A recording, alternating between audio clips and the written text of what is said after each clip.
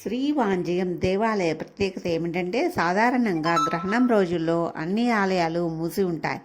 కానీ శ్రీవాంజయం ఆలయం మాత్రం రోజంతా తెరిచి ఉంటుంది.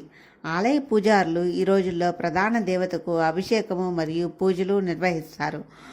ఇక్కడ ప్రజలు ఉదయం మంగళనాయకిని దుర్గగా, సాయంత్రం మహాలక్ష్మిగా, సాయంత్రం 6 తర్వాత సరస్వతిగా పూజిస్తారు.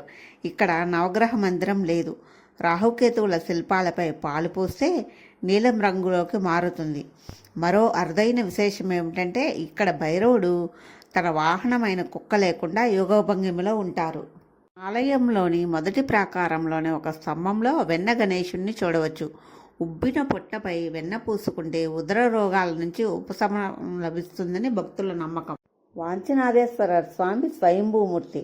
అర్చకులు బిల్వపత్రాలతో కాకుండా గంధపు ఆకులతో అర్చన చేస్తారు.